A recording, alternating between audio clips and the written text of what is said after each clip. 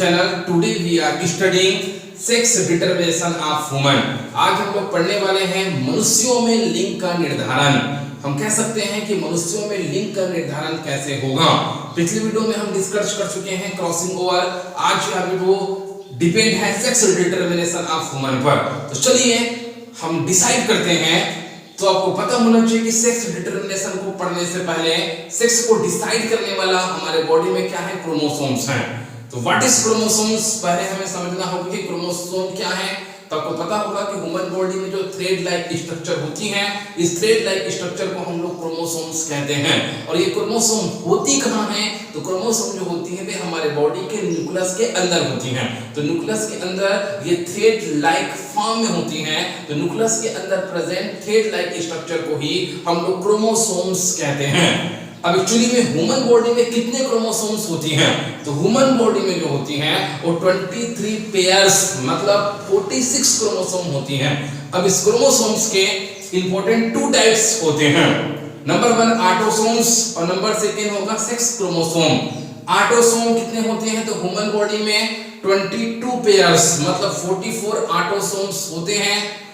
Next लिखा हूं sex chromosome. Human body में कितने सेक्स क्रोमोसोम होते हैं, तो ह्यूमन बॉडी में 1 पेयर अर्थात 1 पेयर्स मतलब होगा 2 सेक्स क्रोमोसोम होते हैं. तो चलिए डिसाइड करते हैं सेक्स डिटरमिनेशन ऑफ वुमन. तो ये है मेल का सिग्नल ऐसा है और फीमेल ये है फीमेल का सिग्नल कैसा है, ऐसा है. तो देखिए मेल में क्या होते हैं, तो मेल के बॉडी में क्या होते हैं हम लोग पढ़ चुके हैं. मेल और फीमेल दोनों में 46 क्रोमोसोम होती हैं. और 46 क्रोमोसोम में क्या लिखा हूं, 44. ये 44 क्या है, ऑटोसोम्स हैं X और Y. मेल में क्या होते हैं, X और Y सेक्स क्रोमोसोम प्रेजेंट होती हैं. लेकिन फीमेल में क्या होती है, तो फीमेल में 44 ऑटोसोम्स होती हैं. लेकिन फीमेल में 2X सेक्स क्रोमोसोम होती हैं. फीमेल में कभी भी Y क्रोमोसोम्स नहीं प्रेजेंट होती. इसके बाद डबल X क्रोमोसोम होती हैं. तो चलिए मेल और फीमेल जब क्या होते हैं, जब सेक्सुअल कैरेक्टर से जब डेवलप होते हैं मतलब लैंगिक दृष्टिकोण से जब मैच्योर होते हैं, तो इसके बॉडी में इनके जो क्रोमोसोम्स होते हैं वो गैमेट्स का फॉर्मेशन करती हैं. तो मेल में बनने वाले गैमेट्स को स्पर्म कहते हैं और फीमेल में जो गैमेट्स का फॉर्मेशन होगा उसे ओवम कहते हैं. तो देखिए जब गैमेट्स का फॉर्मेशन होगा तो इनके क्रोमोसोम्स जो होते हैं वो 2 भागों में 2 पार्ट्स में डिवाइड हो जाते हैं. तो देखिए इनके क्या है, 44 प्लस XY क्रोमोसोम जो होते हैं, 22 प्लस X और 22 प्लस Y क्रोमोसोम में क्या हो चुकी हैं, डिवाइड हो चुकी हैं. ठीक उसी प्रकार फीमेल में जो क्या होती हैं, क्रोमोसोम्स होती हैं, इनके 44 प्लस XX जो होते हैं 22 प्लस X में 22 प्लस X में डिवाइड हो जाती हैं. तो सिंपल सी बात है, हम जानते हैं कि फर्टिलाइजेशन में क्या होगा, मेल और फीमेल के गैमेट्स फ्यूज होते हैं. तो देखिए मेल में प्रेजेंट 22 प्लस X क्रोमोसोम जो होती हैं, फीमेल में प्रेजेंट 22 प्लस X क्रोमोसोम के साथ जब फ्यूज होगा तो 22 प्लस 22 क्या होगा, is equal to 44. X plus X is equal to होगा डबल X. तो देखिए जो न्यू जनरेशन ओरिजिनेट हुआ है उसके पास 44 प्लस डबल X क्रोमोसोम है. तो 100% आपको पता होगा ये डबल X क्रोमोसोम जो होती हैं फीमेल के पास होती हैं. तो आने वाला जनरेशन जो होती है वो डॉटर ओरिजिनेट होगा. मतलब यहाँ पर 44 ऑटोसोम है, ये ऑटोसोम डिसाइड करता है उस डॉटर के सोमेटिक कैरेक्टर को. मतलब वो डॉटर ओरिजिनेट होती है तो आने वाला बच्चा अगर डॉटर पैदा होती है उसको डॉटर के समान उसको बॉडी देने का काम करता है ऑटोसोम्स. लेकिन ये दोनों X क्रोमोसोम जो होती हैं ये इनके सेक्स को डिसाइड करती हैं कि आने वाला जनरेशन कैसा होगा, मेल होगा या फीमेल. तो यहाँ पर 100% अगर डबल X क्रोमोसोम है तो आने वाले जनरेशन जो होती हैं वो डॉटर ओरिजिनेट होती हैं. Just second 22 plus Y male में प्रेजेंट 22 प्लस Y, फीमेल में प्रेजेंट 22 प्लस X क्रोमोसोम के साथ जब फ्यूज होगा तो 22 प्लस 22 ये ऑटोसोम है. तो 22 plus 22 is equal to 44.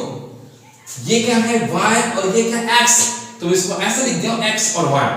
X और Y ये क्या है, दोनों सेक्स क्रोमोसोम है, सेक्स क्रोमोसोम जब X और Y फ्यूज होते हैं तो पता होगा मेल के पास X और Y क्रोमोसोम होती है, तो आने वाले जनरेशन जो होती है सन ओरिजिनेट होती है, बेटा पैदा होती है। तो देखिए सन ओरिजिनेट करने के लिए मेल में प्रेजेंट Y क्रोमोसोम ही क्या है, रिस्पॉन्सिबल है, क्योंकि जब तक मेल का Y क्रोमोसोम फीमेल के X क्रोमोसोम के साथ फ्यूज नहीं होगा तब तक सन ओरिजिनेट नहीं होगा।